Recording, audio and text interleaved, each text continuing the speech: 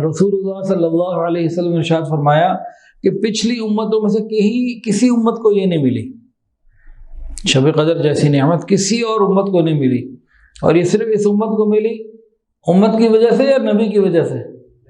हुजूर सल्लल्लाहु अलैहि वसल्लम की वजह से मिली। नबी अलैहिस्सलातु वस्सलाम ने एक मुजाहिद का जिक्र किया जो गुज़िश्ता उम्मतों में था, 1000 साल तक वो जिहाद करता रहा, हथियार नहीं उतारे। सहाबा करम बड़े हैरान हुए और उनके दिल में क्या ख्याल पैदा हुआ? हम ऐसी बात सुन लेते हैं तो हम हैरान तो होते हैं, अच्छा 1000 साल, लेकिन उनके दिल में क्या ख्याल पैदा हुआ?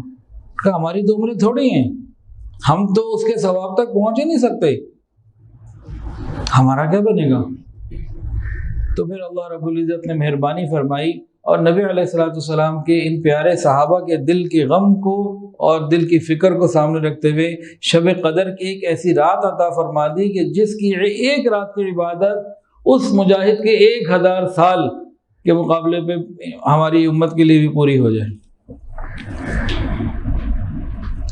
1000 साल के इबादत, 1000 महीने, 1000 महीनों से ज़्यादा, 1000 साल नहीं, 1000 महीने तक कोई बात जिहाद करता रहा और 1000 महीने की ये रात अल्लाह ने अता फरमाई, बल्कि उससे भी बेहतर अता फरमाई।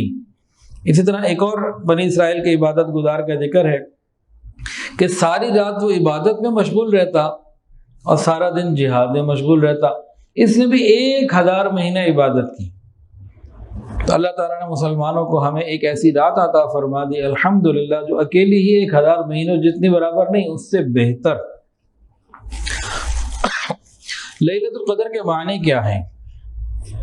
कदर के एक माने तो अज़मत और शर्फ के हैं कि लैलतुल कदर को लैलतुल कदर कहने की वजह क्या है? इस रात की अज़मत है, इसका मकाम है, इसकी बुलंदी है। और अबू बकर वराक रहमतुल्लाह अलैह फरमाते हैं इस रात को लैलतुल कदर इसलिए कहते हैं कि जिस आदमी की पहले कोई कदर नहीं थी अपनी बदअमालियों की वजह से, कम अमाल की वजह से, वो इस रात जब इबादत कर लेता है तो उसकी भी कदर हो जाती है, इसलिए भी इसको कदर कहते हैं। फिर कदर के एक माने तंगी के भी हैं। इतनी कसरत से हदीस के अंदर आता है सिदरतुल मुंतहा के जो फरिश्ते हैं ना, वो सारे हज़रत जिब्राइल अलैहिस्सलाम के साथ नीचे ज़मीन पर आ जाते हैं, बहुत बड़ी तादाद। तो फरिश्तों को ज़मीन पे पाँव रखने की जगह नहीं मिल रही होती। कहाँ सिदरतुल मुंतहा, कहाँ ये छोटी सी ज़मीन, क्या उसके सामने कुछ भी नहीं, तो जगह तंग पड़ जाती है। और कदर के एक माने तकदीर और हुक्म के भी आते हैं कि इस रात फरिश्तों को ना ड्यूटीज दे दी जाती हैं अगले साल तक की, किसने मरना है, किसने हज करना है, किसके यहाँ बच्चा होना है, किसके यहाँ क्या होना है, सारी तफसीलात जो लौह महफूज में पहले से हैं वो दे दी जाती हैं। तो बड़ी अहमियत वाली रात है, बड़ी बरकत वाली रात है। ये रात बदलती बदलती रहती है, ज़रूरी नहीं है कि एक ही रात हो। हदीस के अंदर आता है पूरे रमज़ान की कोई रात हो सकती है, आखिरी अशरे की कोई रात हो सकती है, और शॉर्ट करके आप बताया कि आखिरी अशरे की ताक रातों में से कोई एक रात हो सकती है।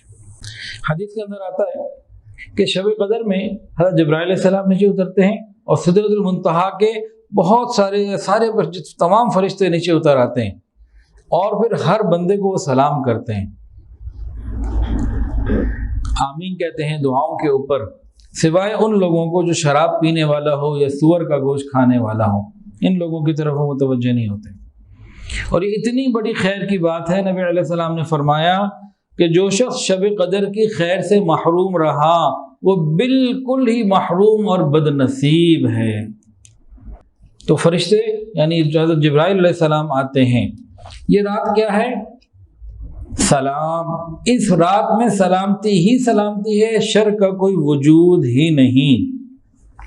और ये शब कदर जो है ना, इसमें लोग परेशान हो जाते हैं कि जी पाकिस्तान में कोई और बांग्लादेश में कोई और सऊदी अरब में कोई और, तो भाई ये तो अल्लाह की मर्ज़ी है, जहाँ ये मुख्तलिफ तब्दीली होती रहती है, इसके ऊपर हमें परेशान होने की ज़रूरत नहीं है। हदीस सुनिए نبی علیہ السلام نے فرمایا کہ شب قدر کو رمضان کے آخری عشرے کی طاق راتوں میں سے تلاش کیا کرو۔ بہتر تو یہ کہ انسان اعتکاف میں بیٹھ جائے اور 10 کی 10 راتوں میں تلاش کرے، نہیں تو طاق راتوں میں تو ضرور تلاش کرے۔ ایک آدمی ایسا جو اعتکاف میں نہیں بیٹھ پا رہا، اس کو چاہیے کہ وہ ان 5 راتوں میں مسجد میں جا کے یا گھر میں ہی کہیں نہ کہیں عبادت میں اپنے آپ کو لگائے رکھے۔ فضیلت کیا ملے گی؟ سنیے، نبی علیہ السلام نے فرمایا جس نے شب قدر میں حالت ایمان میں ثواب حاصل کرنے کی نیت اور ارادے کے ساتھ عبادت کی، اس کے پچھلے سارے گناہ معاف ہو جاتے ہیں، سارے گناہ معاف ہو جائے، غفر لہ ما تقدم من ذنبہ۔ اور نبی علیہ السلام نے فرمایا جس نے ایمان کی حالت میں ثواب حاصل کرنے کی نیت سے رمضان المبارک کے سارے روزے رکھے، اس کے بھی سابقہ سارے گناہ معاف ہو جاتے۔ نبی علیہ السلام سے امی عائشہ صدیقہ رضی اللہ تعالی عنہا نے پوچھا کہ یا رسول اللہ، اگر میں شب قدر پاؤں تو میں اس میں اللہ سے کیا مانگوں؟ یہ امی کا بڑا احسان ہے ہمارے اوپر، ہمیں بات سمجھا دی، پتہ لگ گیا کہ کرنا کیا ہے۔ شب قدر کی عبادات میں سے کوئی سی عبادت کا کوئی وجود ثابت نہیں ہے کہ جی صلاۃ و تسبیح باجماعت پڑھنی ہے یا فلاں رکعت یوں پڑھنی ہے، فلاں یوں پڑھنی ہے، فلاں رکعت میں یہ پڑھنا ہے، ایسی کوئی چیز کسی حدیث میں نہیں ہے۔ ہاں، صلاۃ و تسبیح انفرادی عبادت ہے، تنہائی میں آپ پڑھے، کہ جو باجماعت بعض جگہ شروع ہو گئی ہے تو امام اعظم امام ابو حنیفہ رحمۃ اللہ علیہ کے نزدیک تو یہ ٹھیک نہیں ہے، لیکن لوگ بڑے دھڑلے سے بینر لگا کے کرتے ہیں، اللہ تعالیٰ ہماری حفاظت فرمائے۔ لیکن یہ دعا جو شب قدر کی رات کی ہے، یہ بالخصوص جو ہے نا وہ منقول ہے، اور 2 طریقوں سے منقول ہے۔ جو میں ایک آپ کو سنا رہا ہوں، یہ ترمذی میں بھی ہے اور مسند امام احمد بن حنبل میں بھی ہے، نسائی میں بھی ہے اور حاکم کے اندر بھی ہے۔ اب یہ روایت کیا ہے؟ پوچھا کہ میں کیا مانگوں، تو نبی علیہ السلام نے فرمایا اللہم انک عفو تحب العفو فاعف عنی، اللہم انک عفو کریم تحب العفو فاعف عنی، دونوں طرح سے یہ ملتا ہے۔ اللہم انک عفو کریم تحب العفو فاعف عنی، یہ دعا، اے اللہ آپ بہت معاف کرنے والے، آپ تو کریم ہیں، عفو درگزر کو پسند فرماتے ہیں، اللہ جو کام آپ کو پسند ہے وہ کر لیجیے، مجھے معاف کر دیجیے۔ تو یہاں سے ایک اندازہ ہو گیا ان کے سوال سے اور آقا کے جواب سے، اندازہ کیا ہوا کہ یہ رات توبہ کرنے والی، معافی مانگنے والی، خطاؤں پہ رونے والی، ندامت کے آنسو بہانے والی رات بنتی ہے۔ نبی علیہ السلام نے فرمایا تمہارے پاس رمضان کا مہینہ آیا، اللہ نے تم پر اس کے روزے فرض کیے ہیں، اس میں جنت کے دروازے تمہارے لیے کھول دیے جاتے ہیں، جہنم کے بند کر دیے جاتے ہیں، سرکش اور شریر شیطان کو بند کر دیا جاتا ہے، جکڑ دیا جاتا ہے، اور اللہ کے نزدیک اس ماہ میں ایک ایسی رات ہے جو 1000 راتوں سے افضل اور بہتر ہے، اور جو شخص اس رات کی برکت سے محروم رہ گیا وہ ہر خیر سے محروم ہے۔ یعنی ہم نے اس رات کو حاصل کرنا ہی ہے، فکر کرنی ہی ہے، اگر نہ کی تو پھر محروم ہو جائیں گے۔ نبی علیہ السلام نے فرمایا اس رات کی برکت سے وہی محروم رہ سکتا ہے جو حقیقتاً محروم ہے، جو واقعی بدبخت اور محروم ہے وہی محروم رہ سکتا ہے۔ تو ہمیں کوشش کرنی چاہیے کہ ہمارا نام محرومین میں نہ آئے بلکہ مقبولین میں آ جائے، اور رمضان کے آخری عشرے میں طاق راتوں میں تلاش کرنا ہے۔ نبی کریم صلی اللہ علیہ وسلم نے ارشاد فرمایا جب شب قدر ہوتی ہے تو حضرت جبرائیل علیہ السلام فرشتوں کی جماعت کے ساتھ اترتے ہیں، اس میں کھڑے بیٹھے ہر بندے کے ساتھ جو اللہ کا ذکر کر رہا ہو اس پر سلام بھیجتے ہیں۔ تو یہ اللہ تعالیٰ کی رحمت کا دن ہے، رحمت کی رات، اللہ کی رحمت کی رات ہے۔ تو ہمیں چاہیے کہ ہم اس رات کی فکر کریں اور خوب رب سے مانگیں۔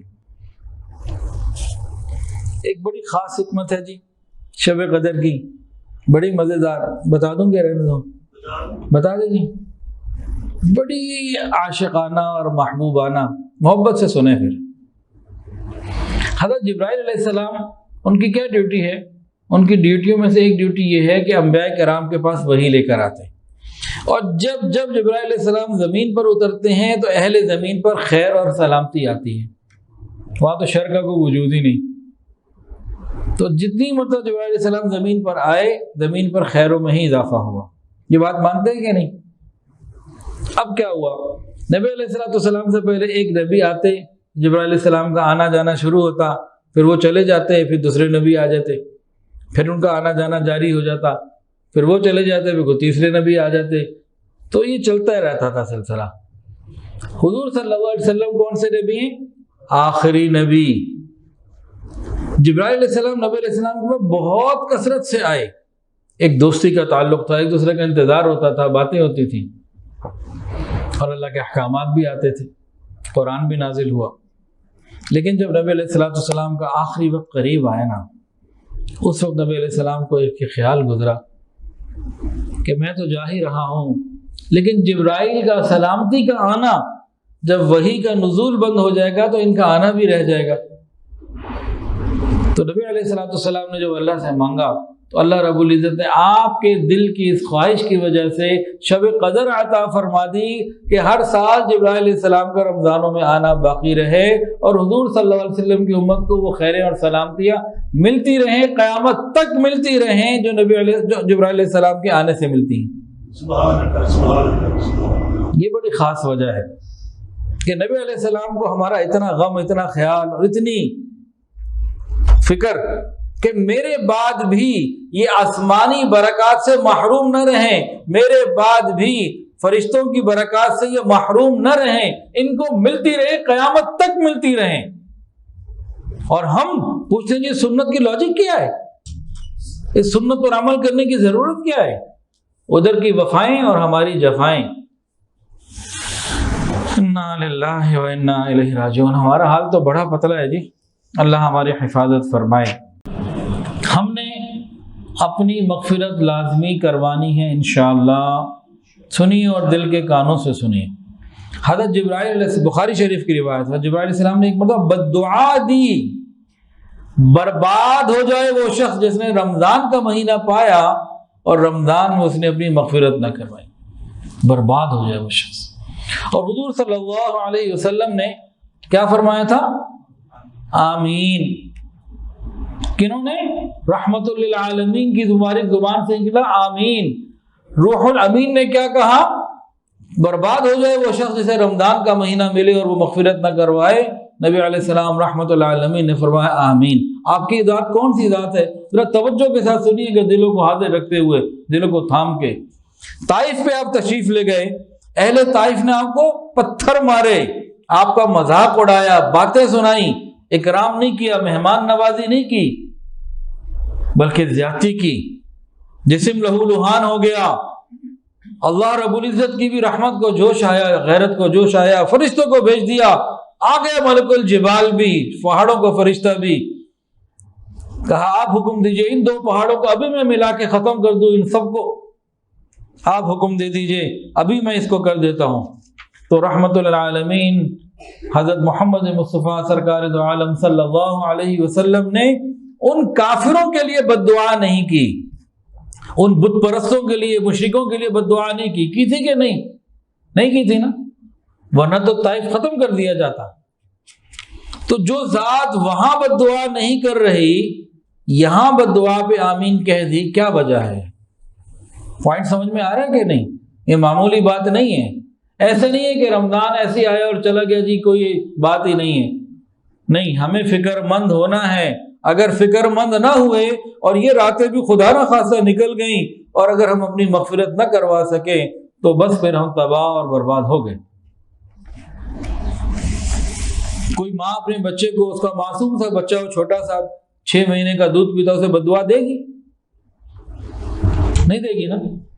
کوئی اور اس بچے کو بد دعا دے تو ماں اس کی بد دعا پہ آمین کہہ سکتی ہے؟ لڑے گی اس سے کہ تم کون ہوتی ہو میرے بچے کو بد دعا دینے والی؟ کبھی نہیں بد دعا کے اوپر آمین کہے گی۔ لیکن رحمت للعالمین نے جو بد دعا پہ آمین کہی ہے، کیا وجہ کیا ہے؟ وجہ سن لیجئے اور سمجھ لیجئے۔ محدثین نے لکھا، اس کا جواب وہ فرماتے ہیں کہ رمضان میں اللہ تعالیٰ بندے کو اتنا جلدی، اتنا آسانی سے معاف کر دیتے ہیں کہ اس کی کوئی انتہا نہیں ہے۔ بندہ تھوڑی سی فکر کرے، تھوڑی سی توجہ کر لے، اللہ کی رحمت کے خزانے کھلے ہوتے ہیں، رحمتوں کے دریا بہ رہے ہوتے ہیں۔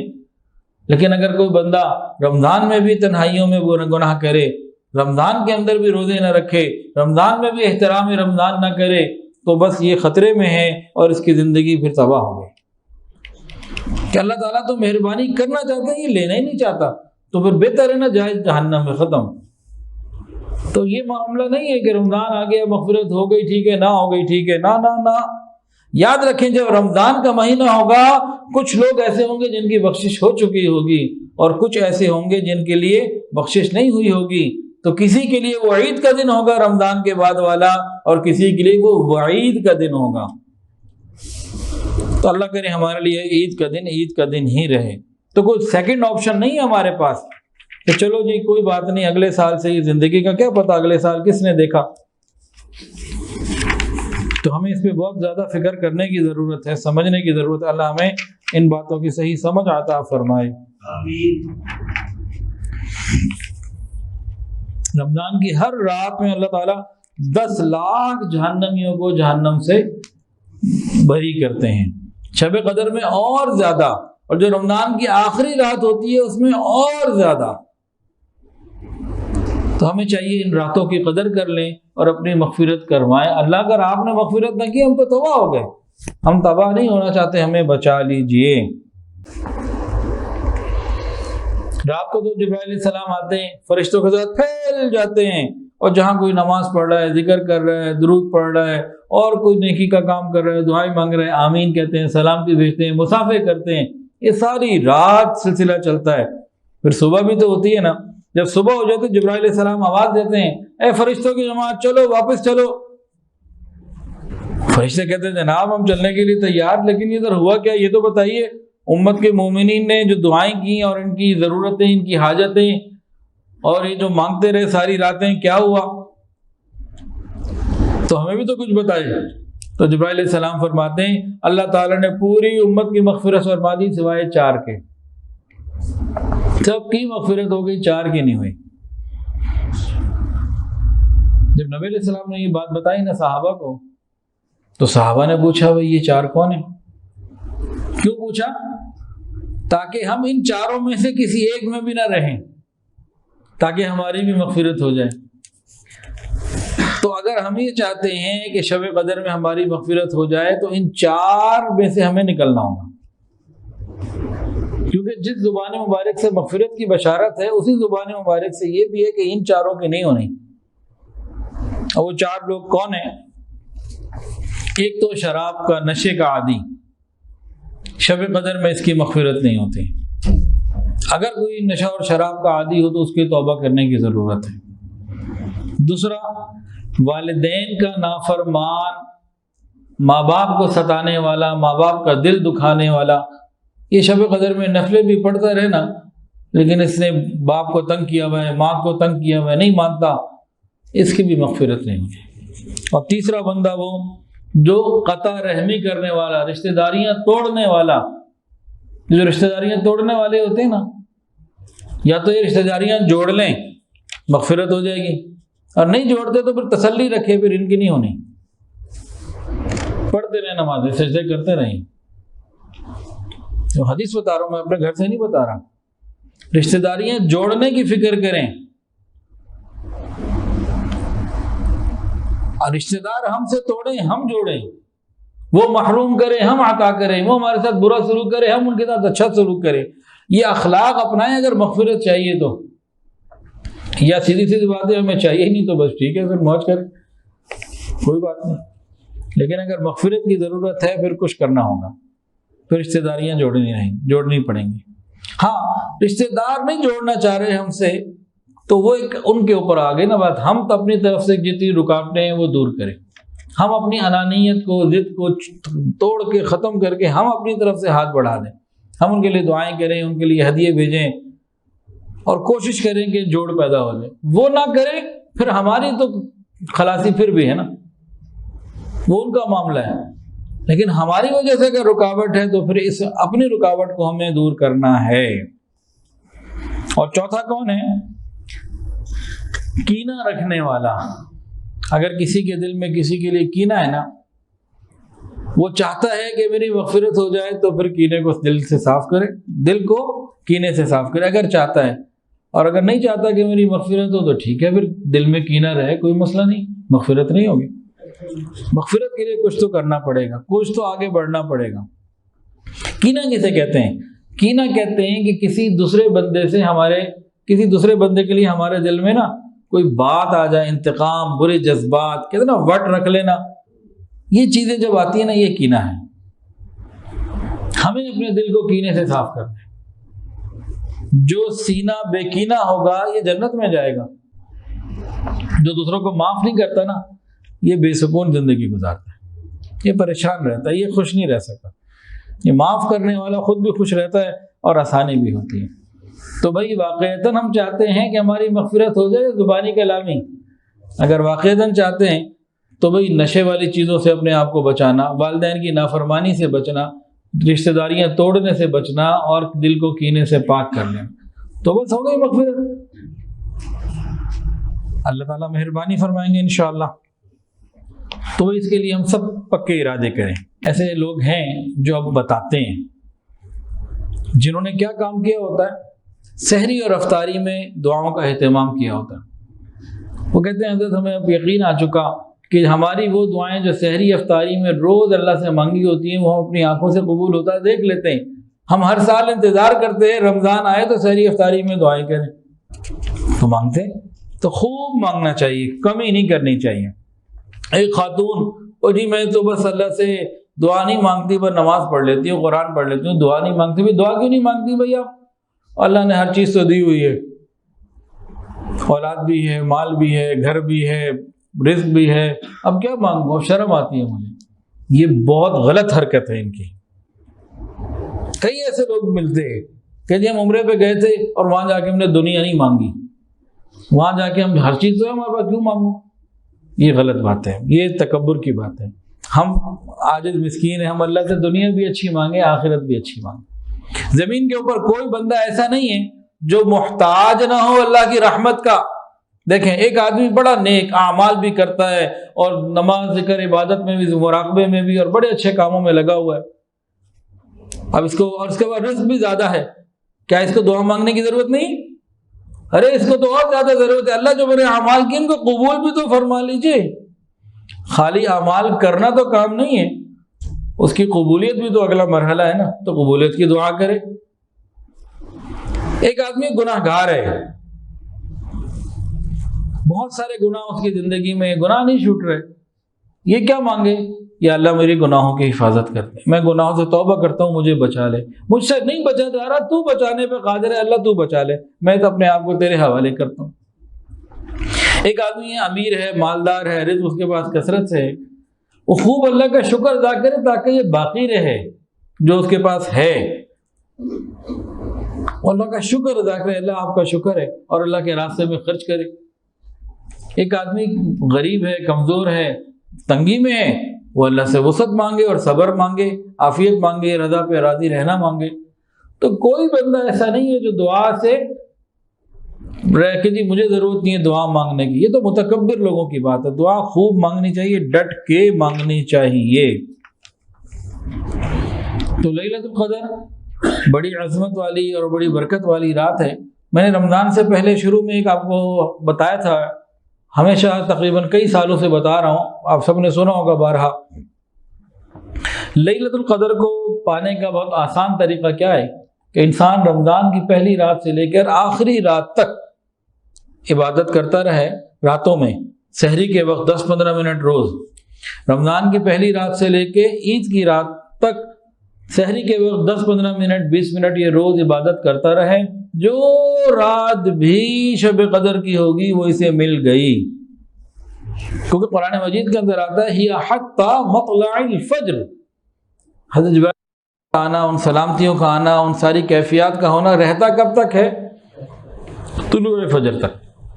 تو جو وقت پابندی سے یہ کام کر لے تو اس کو شب قدر مل گئی۔ اب جو چند راتیں رہ گئی ان میں یہ کام ہم ضرور کریں اور ضرور کریں۔